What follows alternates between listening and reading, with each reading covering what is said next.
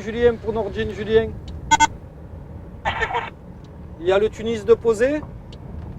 Ah, il y a le Tunis de posé, et pour l'instant on n'est que deux. Ok, vous l'attaquez tranquillement et puis le renfort va arriver.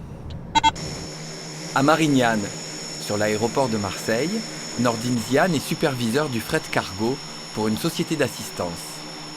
Lorsque les compagnies ont posé leur avion, il s'occupe du reste. Marie, tu le guides? À Marseille, il fait du fret express.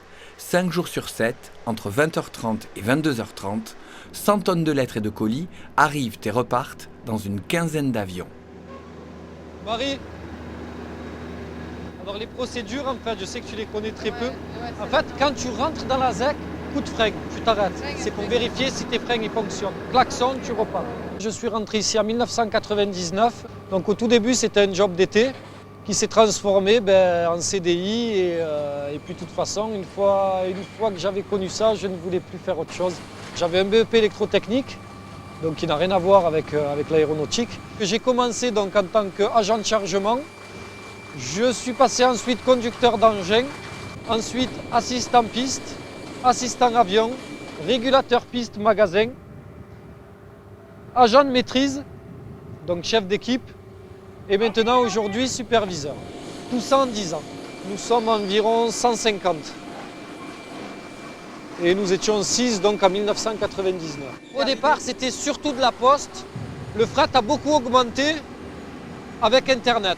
C'est toutes les commandes sous 48 heures, 72 heures, quand vous allez choisir à la fin de votre commande par qui vous allez vous le faire livrer et par qui vous allez passer, si c'est du TNT, DHL, La Poste, UPS. Donc voilà, et là on y est. Là vous avez le truc, l'arrière-boutique.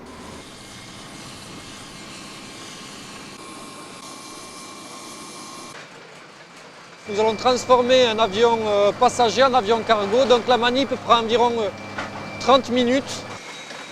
C'est pas systématiquement qu'ils volent la journée, que la nuit ils volent en cargo, mais les manips arrivent assez souvent. Ça c'est du colis pour la Corse, c'est le successeur de l'aéropostale, tout à fait. Si là il y a moyen de laisser un gars à Julien, pour l'arrivée du Nice, coûte que coûte à le réenlever, puisqu'après il n'a plus besoin, et il aura re-besoin à 22h. Pour moi, l'idéal d'un superviseur, bon, je ne vais pas dire que... c'est quand même d'être passé par tous les postes pour pouvoir comprendre, pouvoir même remplacer, parce qu'il m'arrive de remplacer un chauffeur loader, un mec au pêche. C'est stressant et excitant en même temps. Ce soir, jusqu'ici, tout va bien.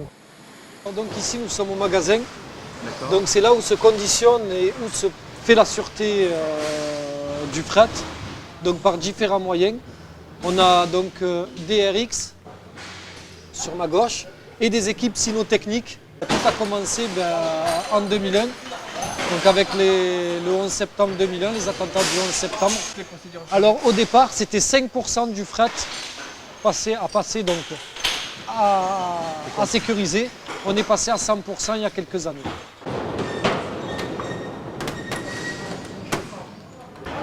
Chaque conteneur est pesé, chaque poids et numéro est envoyé aux opérations. Les opérations vont faire le centrage. Le centrage, c'est positionner les conteneurs dans l'avion afin d'équilibrer l'avion.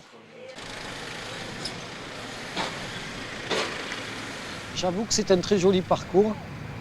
Alors, je pense quand même qu'il y a très peu de domaines où on peut arriver avec très peu de bagages, très peu de diplômes et avoir beaucoup de responsabilités. On se prend quand même du bruit, du kérosène. On est dehors, les intempéries, le froid, la pluie, la nuit. Mais il y a aussi cette magie. C'est-à-dire qu'il y a une petite magie, le fait de voir partir les avions de nuit avec les éclairages, les pistes dans le noir. Donc il y a aussi cette petite magie qui vient compléter tout ça, quoi. Si le parcours de Nordine vous intéresse, rendez-vous sur le site de France 3 pour les détails et les coordonnées.